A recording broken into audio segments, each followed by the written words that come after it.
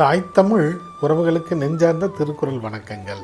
நான் உங்கள் அன்பு தோழன் பா மூவேந்திர பாண்டியன். இன்று நாம் திருக்குறளில் 80 பாலில் 112வது அதிகாரமாக உள்ள நலம் புனைந்து உரைத்தல் என்ற அதிகார தலைப்பின் கீழ் அமையப்பெற்றுள்ள 1119வது திருக்குறளை பற்றி அறியப் போகின்றோம்.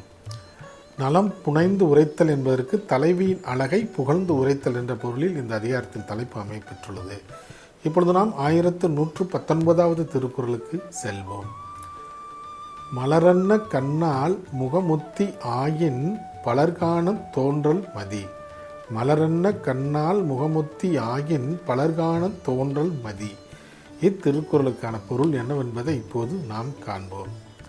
வான்மதியே, மலர்களை ஒத்த கண்களை உடைய என்னவளுக்கு இணையாக நீயும் விளங்க வேண்டுமாயின் பலரும் காணும்படியாக வானிலே தோன்றாமல் இரு என்பது இத்திருக்குறளுக்கான பொருளாக உள்ளது.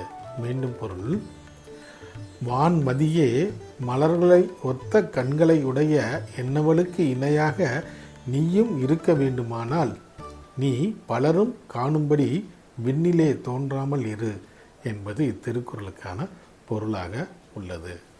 நன்றி, வணக்கம்.